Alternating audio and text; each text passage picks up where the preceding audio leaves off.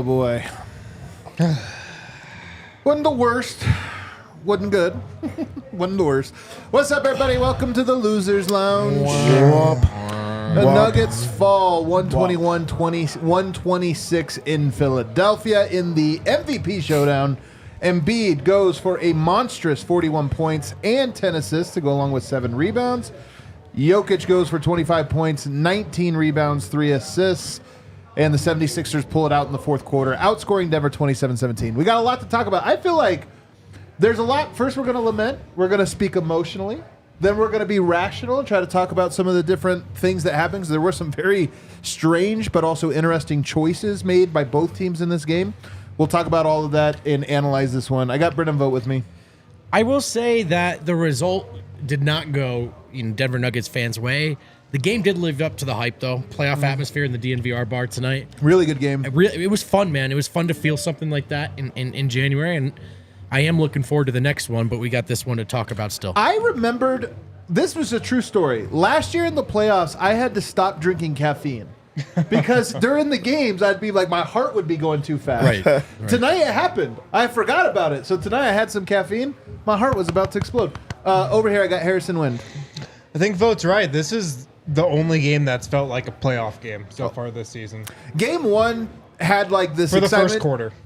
Well, the first quarter of that. Because the Nuggets dominated so Yeah. much. Yeah, you might be right, actually. This about one that. felt different, though. I mean, this felt like a Game 7. It Yeah, definitely did. I think it was way too sloppy for that, but the intensity for us and in the bar for sure.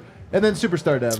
Yeah, I couldn't believe how invested I was in that game. I thought that I liked other games throughout the year. None of them felt like that one. None of them. The entire time, like halftime took an hour. Yeah. Like I was into that one. It reminds you how different the regular season and playoffs are, honestly. Like, I was watching, at the start of the season, I was watching finals highlights, and I just remember being like, they're playing so fast and so hard, and like running up and down the court. And then you watch the regular season, it's so half-assed. Tonight, I would say 3/4 assed. Yeah. It wasn't quite half-assed. It wasn't quite playoff intensity, but it definitely was up there. Let's do a fast breakdown. Start the game, my first note. I was so ready for this. You got this. There's some unsatisfying things tonight. First note, Embiid not guarding Jokic. What a coward. Who would do that? Second note, Jokic not guarding Embiid either. All right, well, that's one of the stories. Those guys just didn't guard each other That tonight. backfired on me today. Did you tweet it out? Oh man, You were ready to go. What a mistake. I was ready Amateur to. hour, man. I was so ready to tweet it out because I do think it's so cowardly. But guess what? We're cowards too. Damn it. Oh, man. Lost the moral high ground. Embiid was playing deep drop on DHOs and PNRs all game. He was just not guarding pull-up jumpers. KCP taking advantage of it. Michael Porter Jr. also on fire. And then Joel Embiid also on fire in this game. That's going to be a recurring note throughout the show. 38-36 Nuggets at the end of one. Nuggets doing enough to gain a little bit of a lead. Christian Brown, back-to-back threes and 11 points in his first stint. The dude was on fire. It was unbelievable. Bench held court. 55-53 Nuggets when they checked out. They were up, I think, that much, and they held on to that. So, you know, a good first stint from the bench, in large part because of Peyton Watson and Christian Brown, not guys you typically expect. Right. Both teams in the bonus in the second quarter with 6 minutes to go, though. This game for the first, what would that be, 18 minutes? A+. Yeah. A+ game. The last 6 minutes of the second quarter, a typical, like, there was 35 free throws in the first half. They all came in the 6 minute span to end the half. It was kind of choppy, actually, at that point. Jokic picked up 2. Sixers had an 8-0 run in the final minute, but then the Nuggets rallied in the last, like, 30 seconds to make it tied. Murray hit the buzzer beater, 78-78. Felt appropriate. Felt like the game should be that. Denver came out with a very weird double-teaming strategy in the second half. They were bringing the help immediately, one pass away, and then rotating somebody from the far side all the way over. It was super dumb. And the Sixers, there was 2 stretches in this game that cost Denver the game. That one, where they went on like an 8-0 run, all self-inflicted. Denver just doing that weird strategy. They call a timeout and mix it up, but the damage was done. Jokic and Oubre knocked heads. And then there was a nice run to close the quarter at the end of the third. So Denver's struggling. The last 3 minutes, Denver throws a haymaker, 15-2 run to take the lead. Jokic was going to work. He was getting the ball at the short roll and finishing. He was dominant, 104-99 Nuggets going into the fourth. But Tobias Harris in the fourth had an ISO attack just going ISO, scoring over and over again, and it got them back into the game. And then I thought Malone left the starters out 1 minute too long. It was just a little bit too long. He kept them on there. DeAndre Jordan fouled Marcus Morris on a 3-point shot. It was a 4-point play. In a game where nobody could pull away, a 4-point foul against the bench from your center.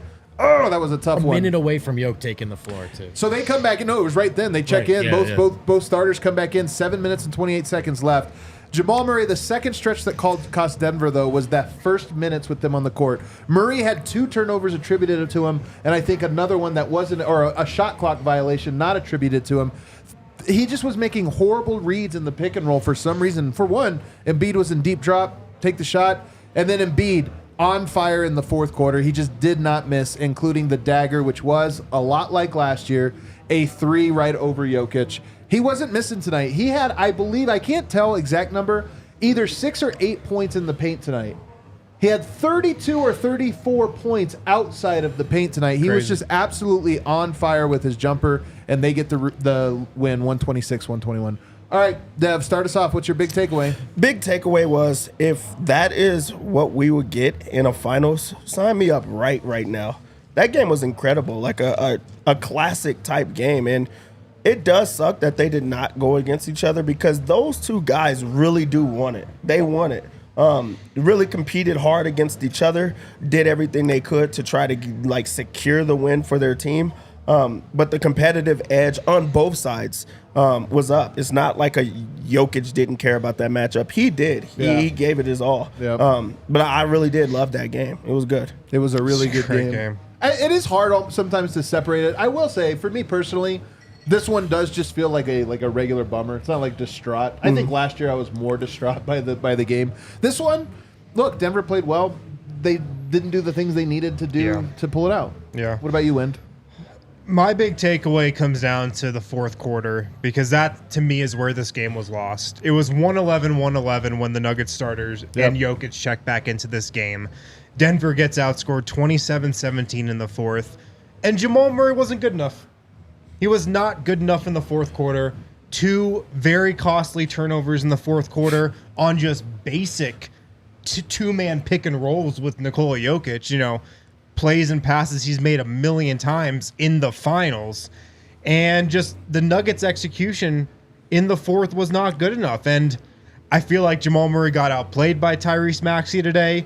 Tyrese Maxey had way more energy in this one than Jamal Murray did, I thought. And look, it's not like you needed Jamal Murray to score 30 points because the Nuggets didn't have scoring, but you just needed him to be better. Yeah. You just needed Jamal Murray to be better tonight, and he wasn't good enough. Strong agree on that point.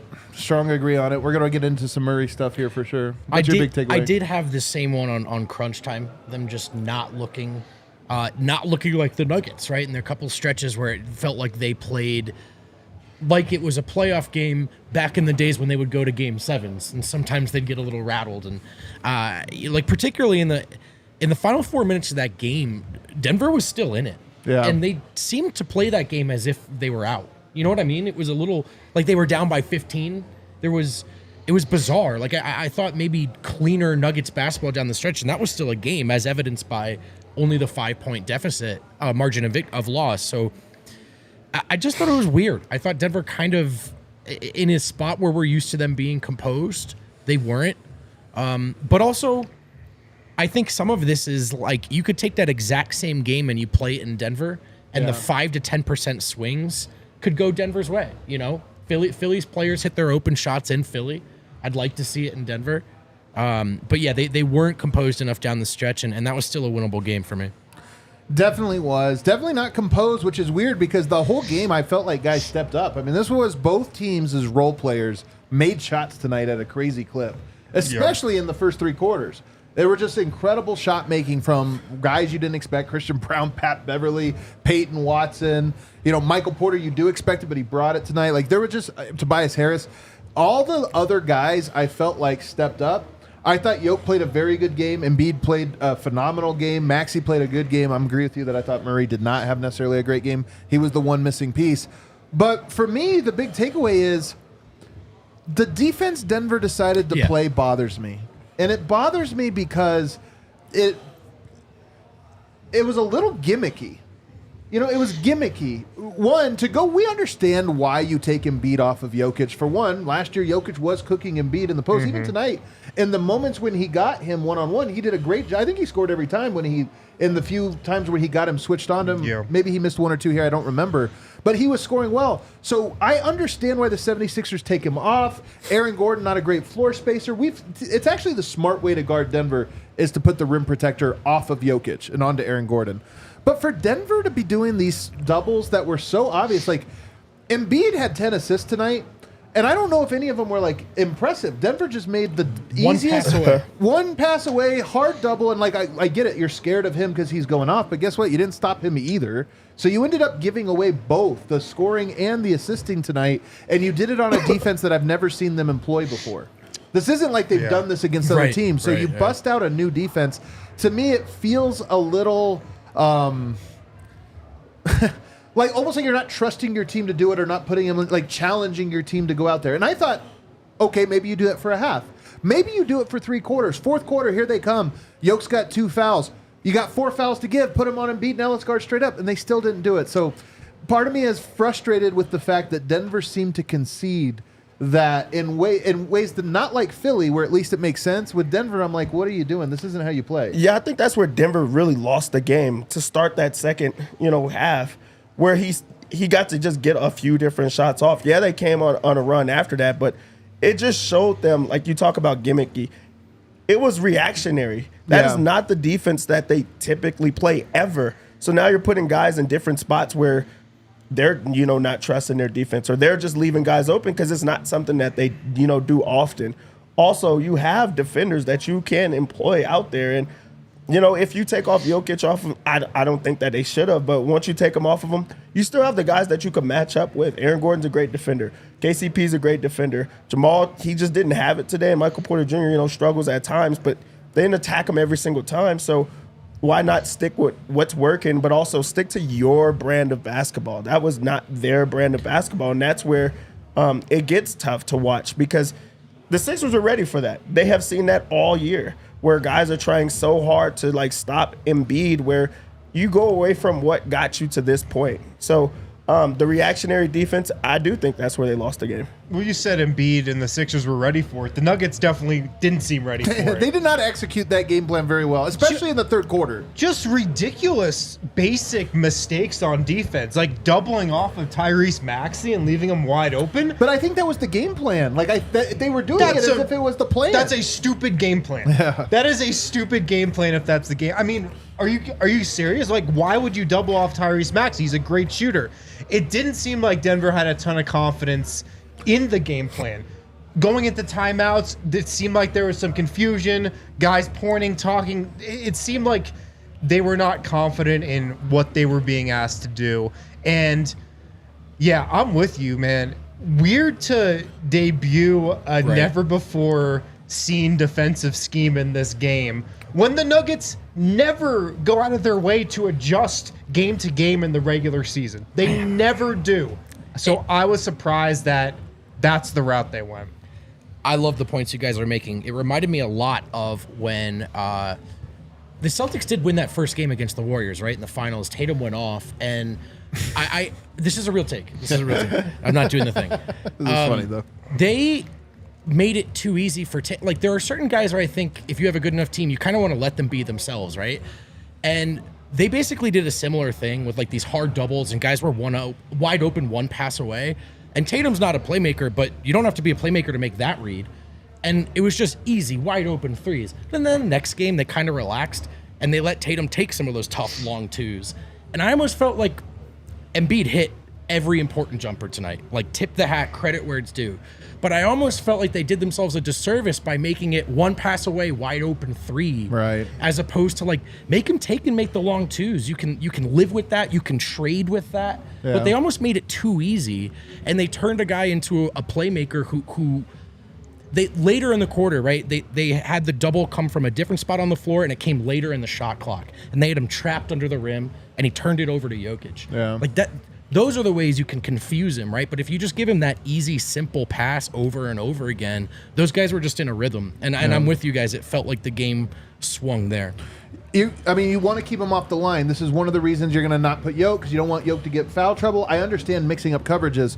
Well, he gets 15 free throws. Keeping him off the line is a little impossible, I think. Sure, but I'm saying this is one of the reasons that you make a switch like that. Is we're going to concede some size. He's probably going to have an efficient scoring night, but then he gets to the foul line anyway. And then on top of that, then it's like, okay, I honestly think you beat the 76ers. Embiid goes for 40, 45 points, maybe even 50 points. But don't let him get the guys easy open threes. And tonight, you gave up that too. You allowed them all to get comfortable. I mean, they shot 15 of 31 tonight from the three-point line. Yeah. 48.5%. But I don't feel like it's Denver got unlucky. I feel like NBA players shoot 48% when you double one pass away and give them open shots. Yeah. So Denver just, to me, gave up the trifecta. Yeah, and then the defensive scheme of when they put Aaron Gordon on Embiid, that's when he got going. That's when he got to the free throw line. He shot over him every single time. He was excited to see that matchup because you don't do that on him. They do that, but they have defenders where they can do that.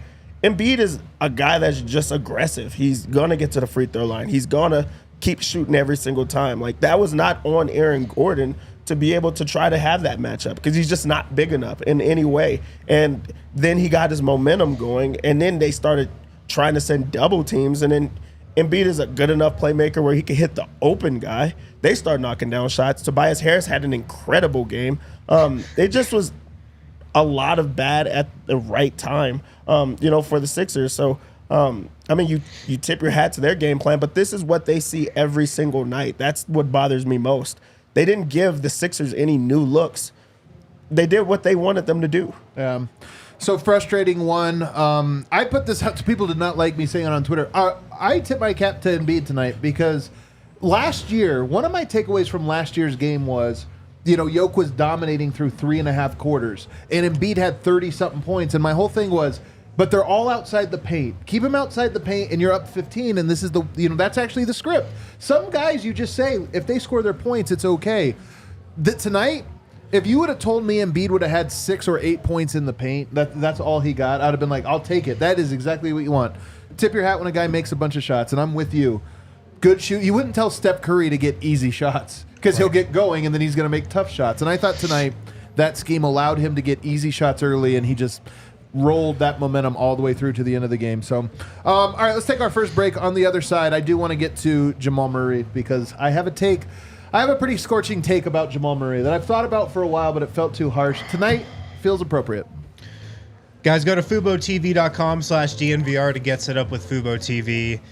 If you want to watch the Nuggets, I can say this because I have Fubo TV. There's no better platform to watch them on than Fubo. Crystal clear picture. You can download the app. You can set up recordings on your phone.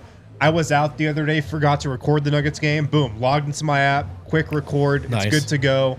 You get a bunch of DVR, no contracts, no hidden fees, no cable. You can sign up right now and start watching right away.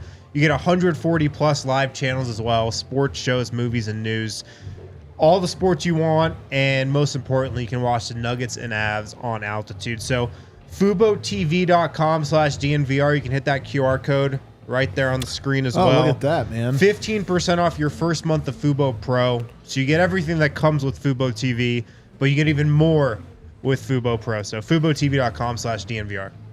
It's Tuesday in the NBA, and not the most exciting night for us Nuggets fans, but every Tuesday is a little more fun with Bet365, where it's never ordinary. Especially your Tuesdays, they're never ordinary. Because if you place a $50 bet or more on a pregame or live in-game same-game parlay or parlay on any NBA game, get $25 in bonus bets to use across any sporting event. Or if you place a bet between $20 and $50, receive $10 in bonus bets. I love Bet365.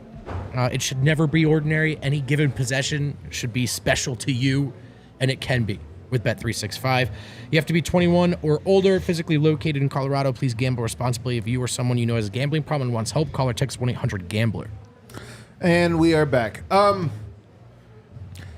I've long said that I think that Jokic and Murray can be and will be this era's Kobe and Shaq. The only thing now stopping them from that is continued success. One championship down. Those guys won 3. We'll see what Denver does with their duo. But if you remember Kobe and Shaq, Kobe had a certain level of competitiveness, seriousness to his approach, and intensity to him.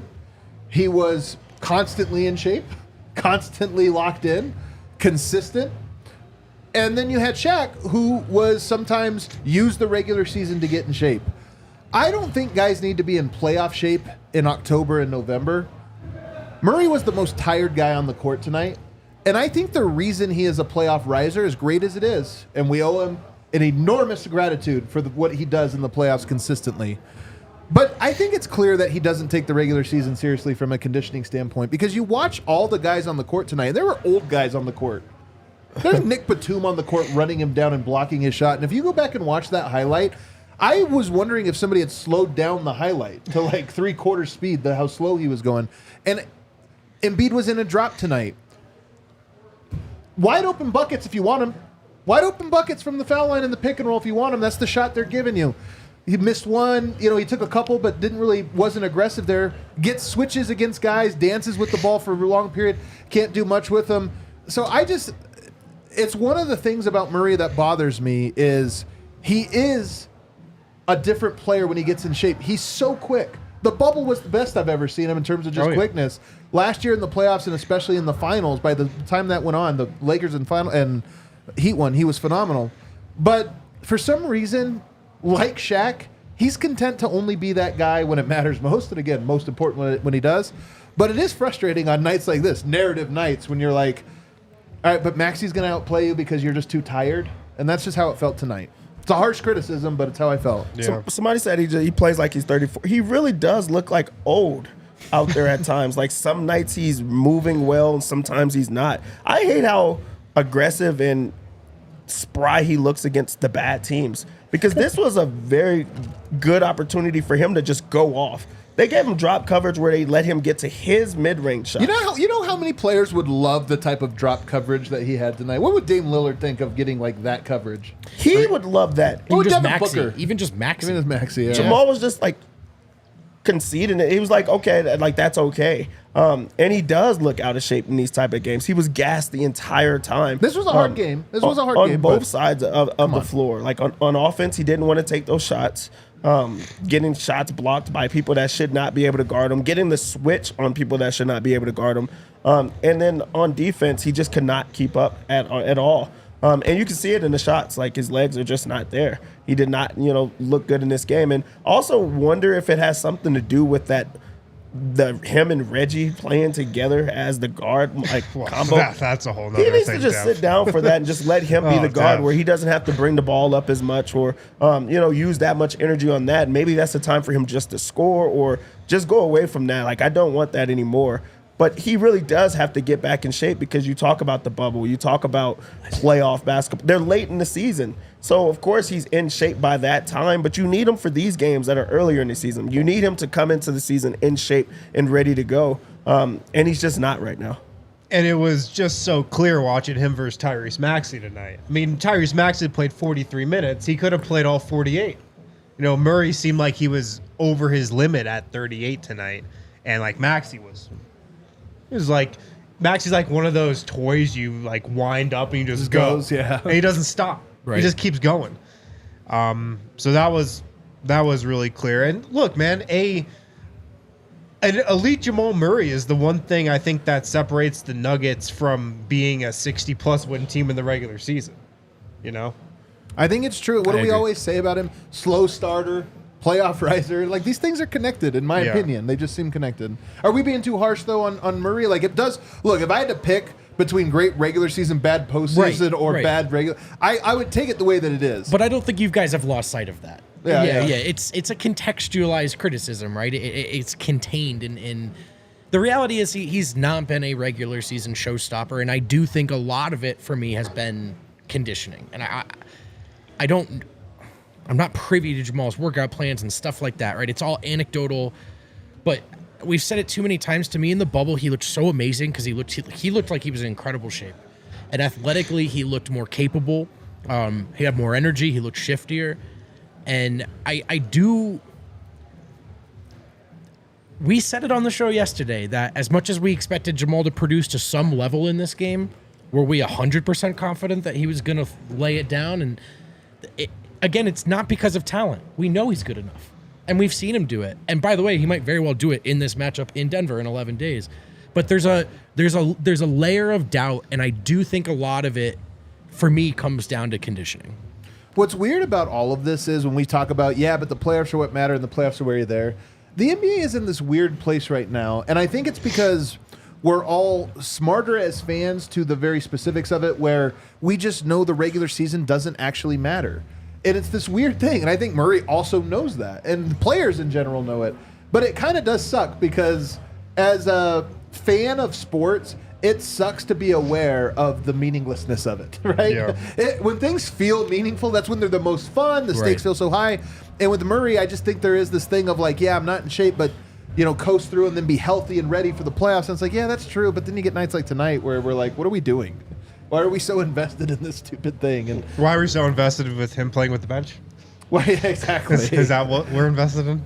I mean, it is part of it, right? I mean, this is a big part of it. And look, tonight, Tobias Harris was the one that, like, Maxey was okay in those bench minutes, but Tobias Harris was the one. He was awesome. And you just kept waiting for, like, all right, Murray, give it back to him now. Like, go. Like, this is your chance. You see what Tobias Harris is doing? Give us the same thing. And it just wasn't to be. Let's talk about Jokic's night. 11 of 20. He had 25 points, 19 rebounds, a career-high 11 offensive rebounds.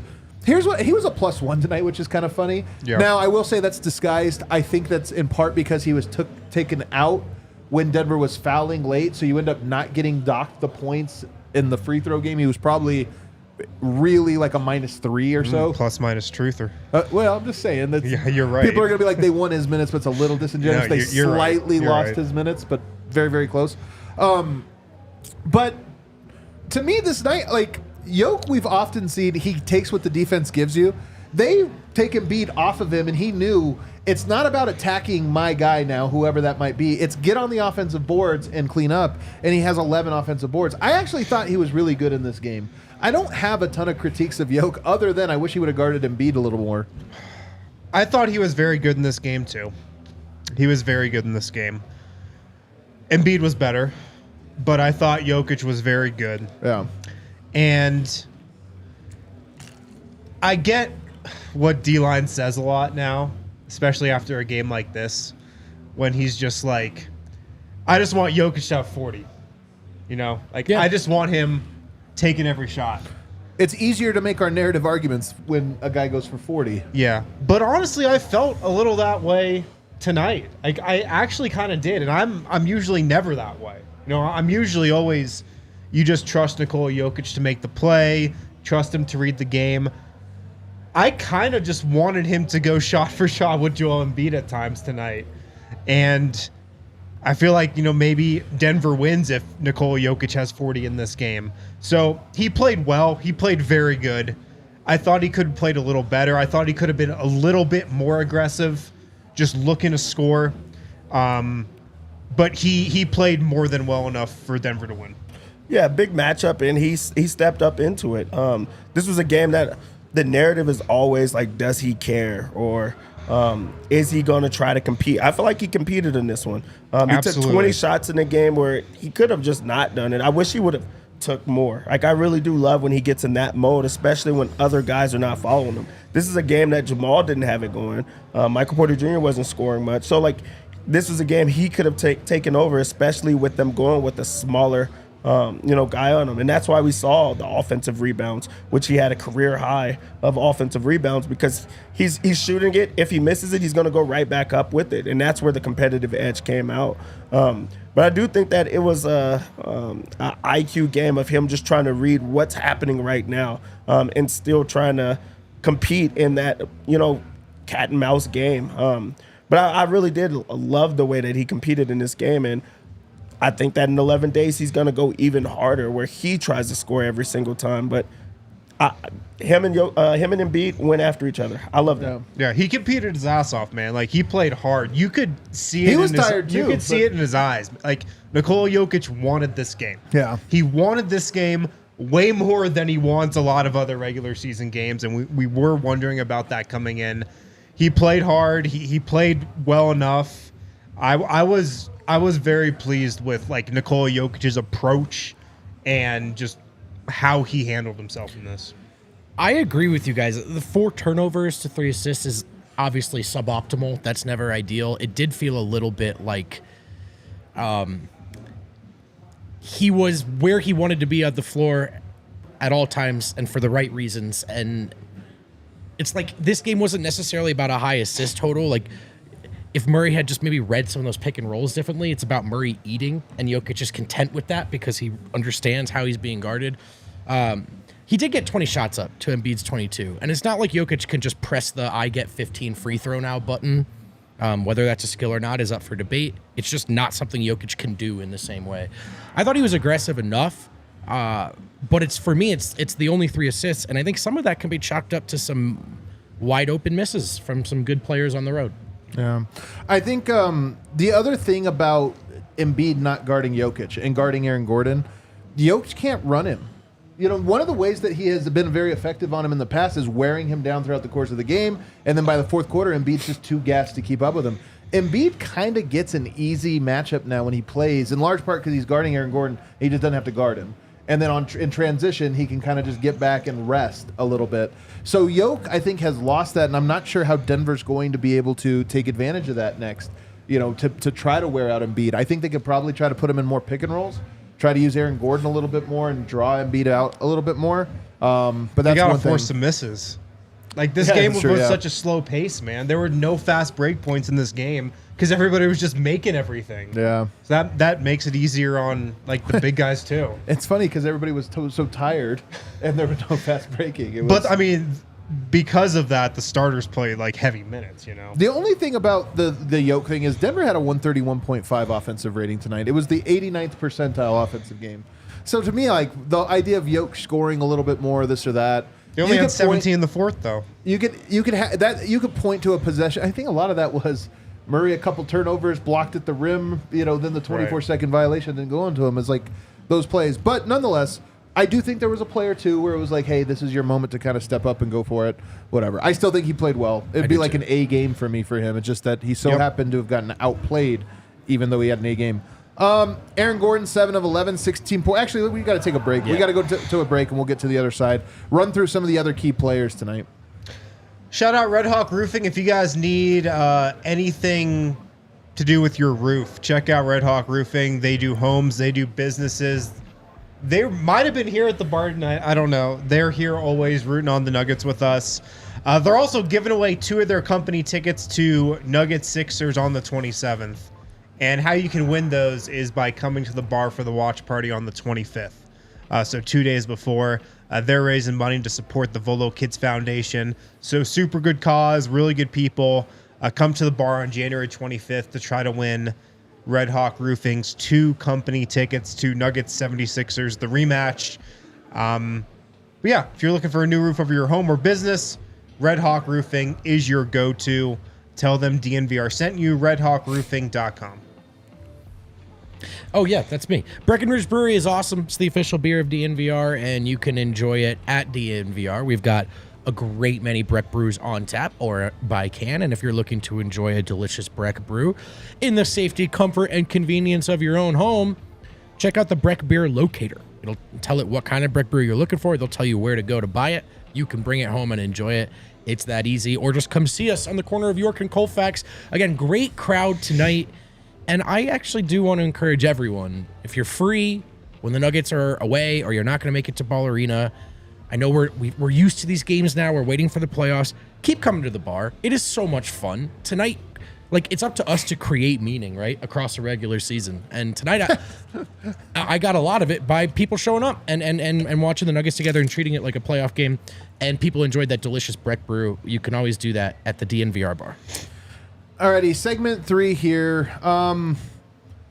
Who's the next most interesting Nugget tonight? I don't know. I'm gonna go here. I thought Peyton Watson tonight. He had 2 assists. A lot has been made about what is Peyton Watson offensive upside. I do think it's going to take a little bit of time for him to realize that upside, but I also think that he has playmaking chops. He's actually pretty good as a passer and as a driver, and I wonder if I know how Malone handles young players. He just wants them to do the defense, hustle, those things first, and he doesn't even want to throw anything else at them. And I almost feel like he reduces their roles so that they don't get distracted, like, hey, don't do this and forget to do that. That being said, that bench drives me nuts so much, and he becomes a guy that just stands in the corner. I think he could actually handle a little bit more trust offensively because he actually has a little bit of it in him. And tonight I thought he showed that. Yeah, you got to let him be a dog off the leash because, like, he's a live wire.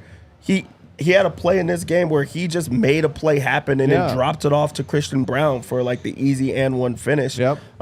Because he's just so different than, like, the Denver mold of, like, slowing them down or not letting them just go. And at times he is just able to just break out because he is so athletic. But he has good reads. He tries to find guys and things like that. And that's without being able to have the ball in his hands a bunch. So I think that they should give him a few more opportunities.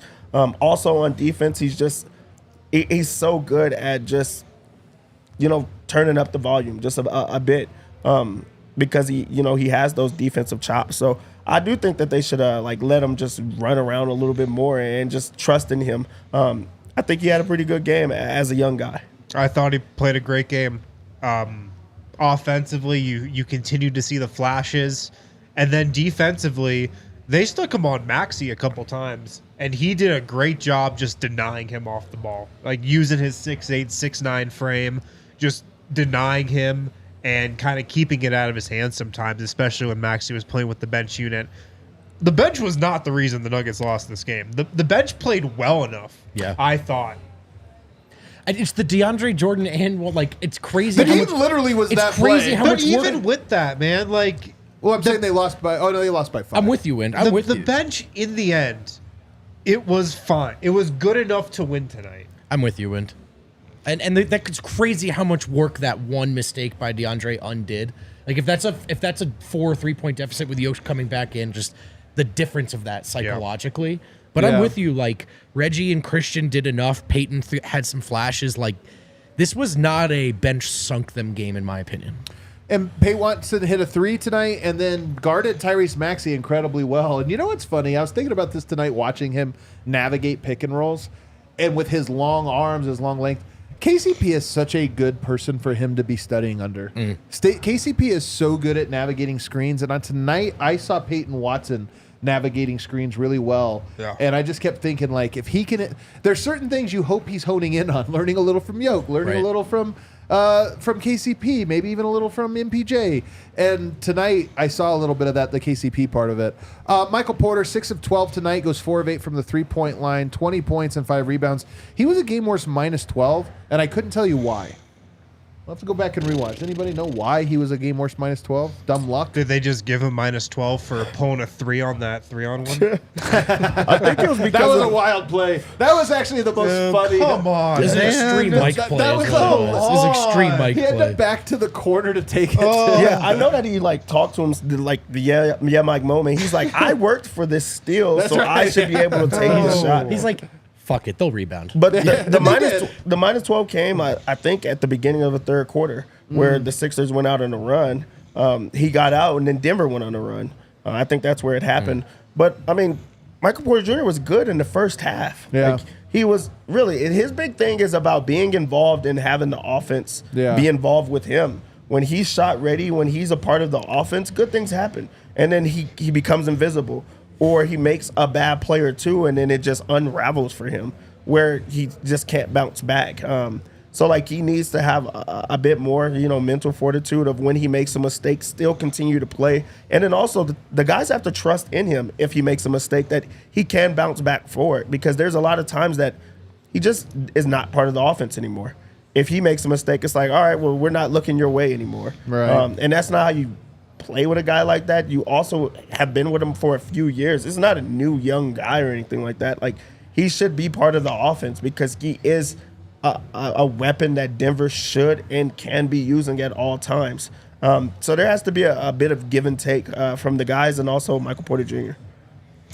Yeah, he was fine. I don't really have any notes on him. What about any? My big thing with Mike actually is the floor on the production is there in these games. The way he played in that first half, you're like, okay, he's ready to perform in this game. There are just these little loose bolts and screws with like the cleanliness of the very important moments. So that 3 is a good example. The turnover he had to AG, where he has this great rebound and then he throws it to AG, who's barely looking. And I don't know if it was Maxey or Pat Bev strips it. Yeah. Like production-wise, energy-wise, like Mike is ready to be in all these games. And that's old news. He's a champion now. But there's some specific area of improvement for him where, like, in these big moments, do I trust him to hit a shot? Yeah. But do I also worry sometimes that he's going to throw that pass? Right. A little bit. Yeah. I do. Aaron Gordon, KCP. We got any notes here? I mean, this was like the KCP show in the first half. They playing drop. KCP was like, all right, I'll take this foul right jumper. He's like, great. Jamal, this is how you play against the drop. Yeah, you get the handoff, you take one dribble, and then nobody's on you, and you just shoot a free throw shot. So I loved how aggressive he was to start off the game. Like, he hit some big shots in the first quarter when these two teams were going shot for shot. And Aaron Gordon, like, played his heart out, I thought. I thought he played hard. I thought he played physical. 2 of 6 from the line hurts. But other than that... Yeah, the free throws were rough tonight. I felt like he was a beast inside. I really did. I mean, he had a couple really nice finishes in the paint when Embiid was in there, just going up strong, dunking it. And I loved how Aaron Gordon played tonight. Yeah, with KCP, like, he really had the opportunity to be the hero of this game. Like, the Sixers gave him many opportunities to, like, finish them off, and KCP could not hit, especially in the fourth quarter. Like, I know Jamal was like really bad in that quarter, but KCP was not great as well. He had a few dagger type shots, or at least shots to keep them in it, where he just missed it or went in and out. And he was knocking them down early. They kind of ran the offense through him early on, and he was hitting the shots. And then the Sixers are like, okay, if he beats us, he beats us. And he did not beat him. Defensively, he was really well. He made Tyrese Maxey work for a lot of shots. Tyrese Maxey did not have a great game because he is who he is on defense. Like, that is a first-team all-defensive player. But you wanted some more shots to fall in that game to, like, say how great of a game that was. Yeah. And then Christian Brown, we mentioned it earlier, but 2 of 3 from 3. What's sad is his third one, an air ball. Yeah. It's like he had two in a row, which is good. Like, Christian 11 points. They needed it from him. He gave it to him tonight, and actually he had a couple good defensive possessions as well tonight, which we hadn't seen for a while. So I thought he was really good tonight. Reggie Jackson as well. Reggie Jackson also goes 2 of 3 tonight. Yeah. Again, man, the bench was not why the Nuggets lost this game. You take this game from the bench every single time in a big game. They did enough. Honestly, man, if they win this game, we're probably very, very excited about the way Christian Brown stepped up as a guy off the bench in this road win. And even some of the stuff that didn't go his way, I mean, like, yeah, some of this is size, and there's not much you can do about it, but, like, some of those shots Tobias Harris hit on him, man. Like, CB did awesome work, and it's just that's what Tobias does, right? He uses his high difference, backs you down, and he's so good at that turnaround. But CB was right there, I thought he was really good in this game, and I wish we were talking about how this was maybe his big moment of the year. Yeah, this was a bright spot game for Christian. He had, a couple of tough finishes. He also knocked down the 3-ball, which he has been doing this, as of late. And the confidence was so down that this is like the type of games that can get him going. You also talk about the defense. They were making tough shots on him, but he played good defense. Yeah. Like, you don't hang your hat on those type of shots. You just say, okay, I have to work a little bit harder. I have to be a little bit better. But he's starting to put together a couple of good games. You want him to stay consistent, stay aggressive. But the bench played well, and Christian was like a highlight for the bench. It's a weird takeaway to kind of end this segment on, but if you paired this game with the previous 2 Denver just played, I actually feel really good about where Denver's at. If we just step back now from the matchup of the Embiid Jokic piece of this, where you just want the win in a vacuum. If you step back and think, where is Denver after losing that game to Utah, and we're wondering, like, what's going on? 3 games in a row where I'm like, okay, they can execute, they can play well. Like, that's the team that we kind of remember them being, and they lose this one. But it's still, I think, all in all, like, pointing towards the Nuggets being in a good spot overall. I'd say so. One trend that I've got my eye on, though, is the Nuggets in crunch time. I remember talking about this after they lost that game to the Thunder. They're just not the same flawless team in crunch time right now that they were last year. And, that's something that was a hallmark of this team last season. In crunch time, nobody was beating these guys. Like, they were not giving any leads away in the fourth quarter. Last 5 minutes of a close game, the Nuggets were going to win. I don't have that same, unwavering confidence in them right now that I did last year. You don't have confidence that they'll get it, or you're just saying at this very moment? Right. But I'm saying, are you saying that you're worried they're not going to regain that? No, I think they'll probably regain it, but it's been a flaw, I think, so far this season. They have not executed the same way in tight, close games against good teams in fourth quarters. They have not executed at the level they did last year. Do you think this can go hand in hand with the conditioning part? Yeah, maybe. We're talking fourth quarters of the game. Yeah. Yeah, I mean, they ran out of gas. Also, Jamal was like the standout in a negative way in the fourth quarter, and he clearly was gassed. Yeah. So, the conditioning, that does play a big piece.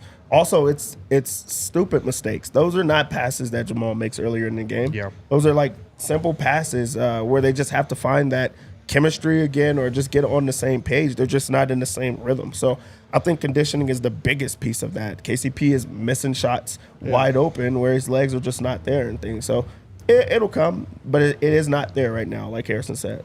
All right, let's take a break on the other side. Let's talk about what we hope is different. What do the Nuggets try defensively in the next matchup, which is only 11 days away? So we don't have to sit on this one for too long. When you get hurt, Baxton Shanker is here to help. They win for Colorado families. They've been helping those seriously injured in Colorado for more than 25 years.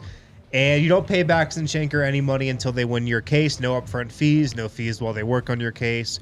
You can call them up, chat about your case, no fees. You only pay them when they win your case, and they've won over $1 billion for their clients.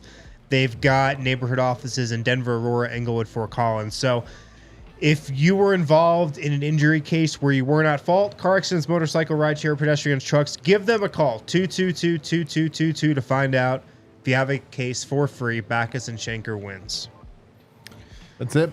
Man, Denver tonight, just 2 fast break points. They've had a handful of games. Denver's wild on the fast break this year, man. That's another reason why this felt like a playoff game. It was such a slow game. Both teams were the pace? walking it up. No, it was in the second half. That first half was paced, or at least it felt. They just scored. Actually, it wasn't really paced. They just scored Every a bunch. time. The second half, it really did feel like a slow down playoff. Like we're gonna just try to work for every single basket. Yeah. And that kind of got away from them.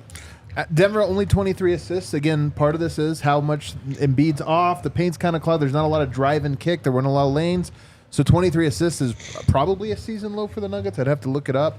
But 2 fast break points. It's wild that Denver was in this game. 23 assists and 2 fast break points. Not Nuggets basketball, and yet here you were. So I hope in this next game that Denver tries something different defensively. That's tied for the 3rd lowest assist this season. It's tied. How many of those games did they win? Well, the 2 Houston games are their lowest assist games of the season, 17 and 22. Really? And then they've got a couple 23s. Well, there you go. What do you hope goes differently in the next one? Whether choices made? Sure. First and foremost, I think it would be the defensive game plan. Yeah. I'd like to see Jokic guarding Embiid.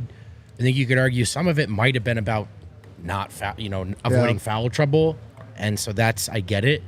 But even that one to me is secondary from if it's fine to double, it just has to be more complicated than that. Embiid Right. is a better player than that. He's not Jokic with the ball in his hands as a playmaker, but he's an improved one, and it was too easy for him to just make those reads. And where does the double come? When does it come in the shot clock? Does it come every time? Change it up a little bit. And it was just too simple. So the first thing for me would be take a different defensive approach. Yeah, I mean, for me, it's meeting Embiid where he's at. I want Jokic to just attack every single time or just try to score, especially if they decide to take him off of you, punish him for that decision. Also, the late game execution, because it is going to be close. Those are 2 of the better teams in the NBA, especially when healthy. And You just have to make better decisions, like down the stretch, where you can grind out that type of game. So those are my two things. Yeah. It'd be great for Jamal Murray to have a banger of a game as well. That'd be number one on my wish list. When it comes to defending Embiid, man, the Nuggets have never had an answer for Embiid. He cooks the Nuggets every game. Yep. Even last game, they played a different defensive strategy on him. He's still at 40. Yep. So, I mean, Joel Embiid cooks the Nuggets. They don't have a great matchup for him.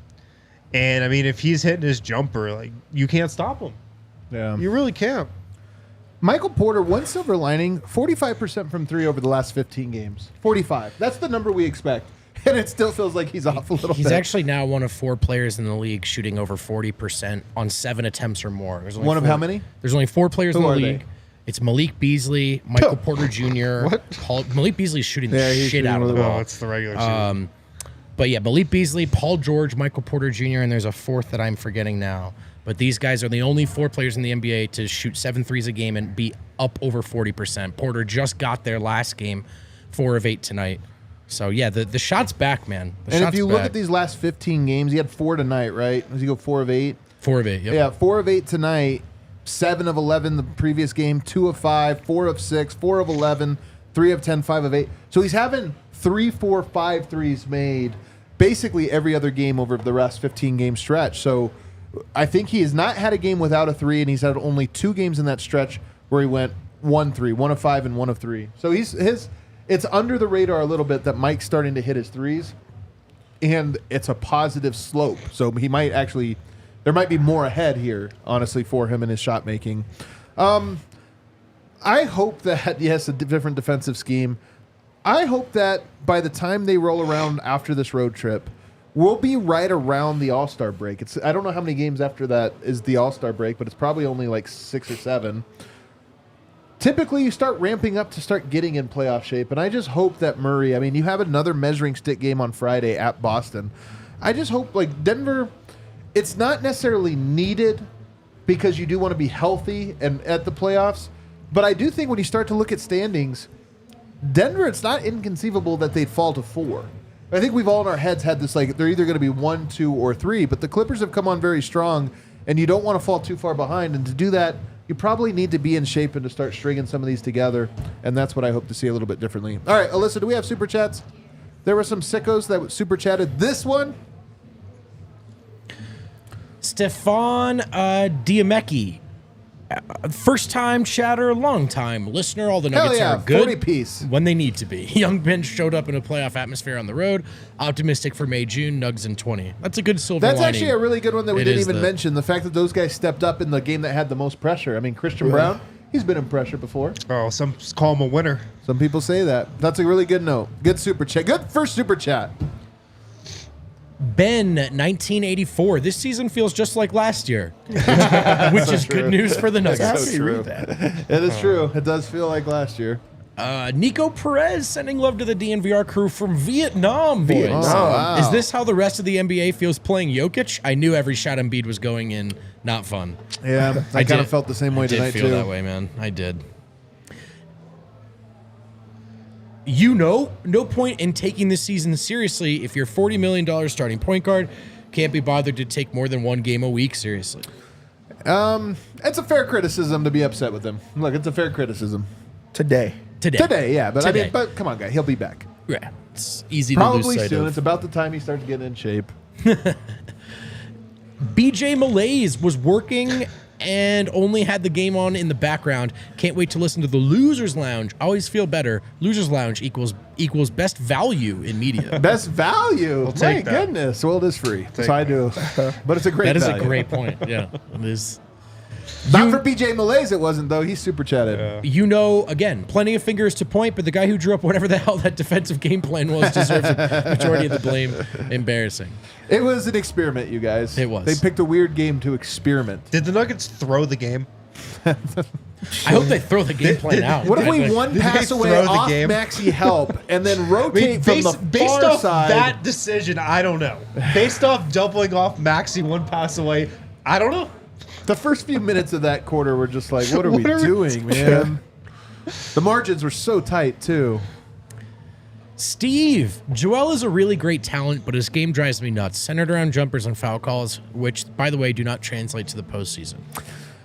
Maybe not. I will say I do also find his game not the most fun. It's funny to me the people that think Yoke's not fun, and then I always find that so fascinating. There are people that think Yoke's boring. I think he's impressive as hell, but fun probably isn't. He did not miss his shot tonight. He looked like Dirk, man. To be honest with you, dude, he was awesome tonight. He really was. 5-5-5-5-5-ish. I actually liked the MPJ fast break 3. He was wide open, and it's being taken by our best shooter. Jamal wasn't passing him in the 4th anyways. I will say respectfully disagree. Yeah, thank you for the super chat. You gotta hit it. You gotta hit it. You gotta hit it. The craziest part is I did see a lot of people on the timeline liking the shot. Really? Yeah.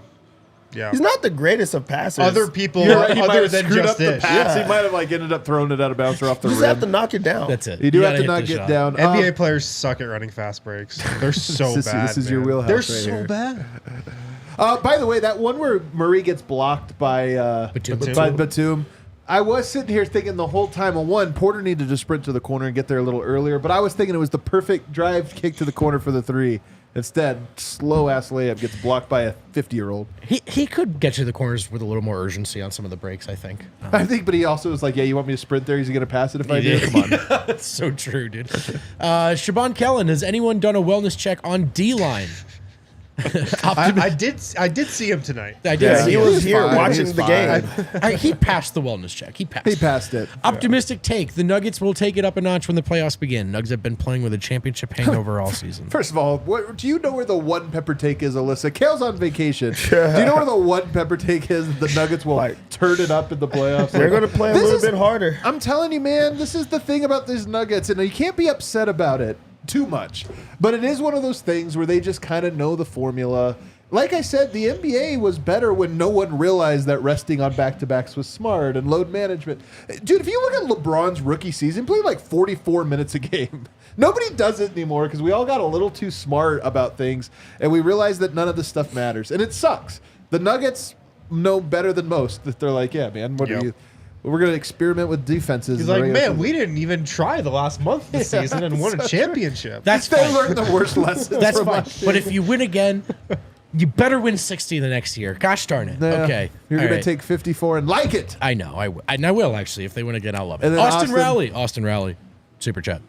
All right. Hit that outro music for us, Alyssa. She's like, there it is.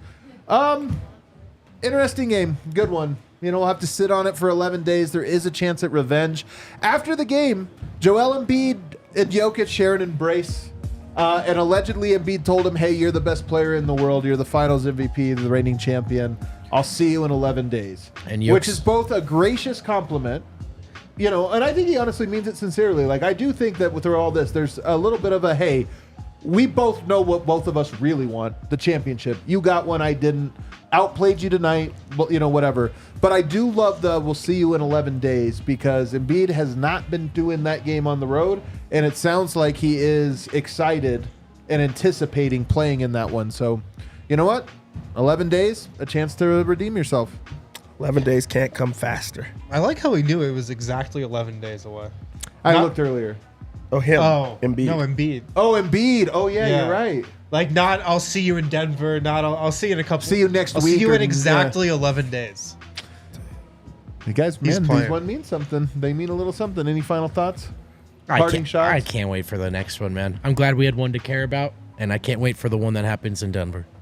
Oh, I thought you meant Friday's game. You have another narrative game for you personally, Boston on Friday. On Friday. Who do they play? Can I tell you, much like the Philly matchup, you know what scares me most about that? It's January. They don't care. It's January. But we don't care as much about the Celtics. Like, for you do, but for me, I'm sitting here going with that Celtics one. Like, I'd love it to win measuring stick game, but... Well, the problem is the Celtics win all their regular season games, so it's way less fun. Well, I'll tell you something. You know what Celtics have not done yet this year? Lose at home. So that'll be fun. Could be fun. Let's go do it. I can't wait. All right, hit that like button for us on the way out. We'll see you guys. We all silly like the mayor.